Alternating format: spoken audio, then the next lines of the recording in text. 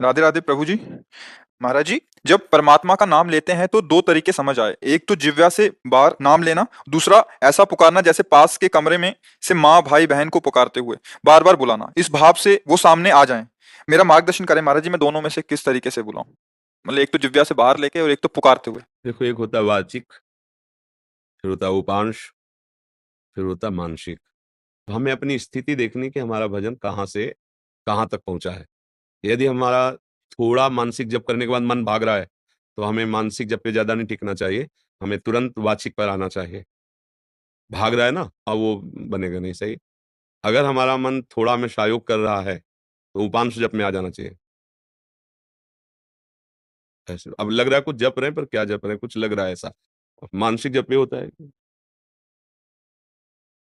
सामने मंत्र है, कान में सुनाई दे रहा है, आंख में एक एक अक्षर जमा हुआ है, और अंदर से परावाणी से न माला है न कुछ है। उठते बैठते चलते फिरते हर समय पर ये सिद्धों की स्थिति होती है, साधक को करना होता है। तो अगर हम कम से कम 1.5 वर्ष जवान से अभ्यास करें, राधा राधा राधा राधा राधा राधा राधा राधा राधा, बिना प्रयास के उपांश चलने लगेगा। और अगर हम और कुछ समय उपांशु का अभ्यास करें, तो फिर मानसिक में स्थिति आने लगेगी। पर इतना करने में बीच में जो यात्रा है बहुत घबराहट की है। जब पाप नष्ट होते हैं तो जलन पैदा होती है। नाना प्रकार के जो जिंदगी में कभी भी झगड़ा द्वेष अपमान हुआ होगा, सब याद आएगा। सब जो पाप किए हैं वो सब सामने आए, क्योंकि भस्म होगा ना।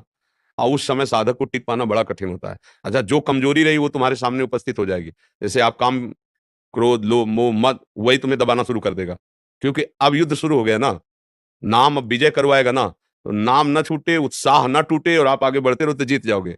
और इसके लिए साधु संग बहुत जरूरी है।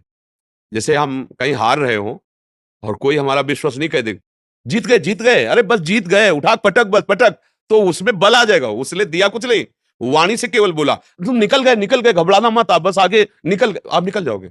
अरे तुम क्या निकल पाओगे, गए गए, वो निरुत्साहित होकर मर जाएगा।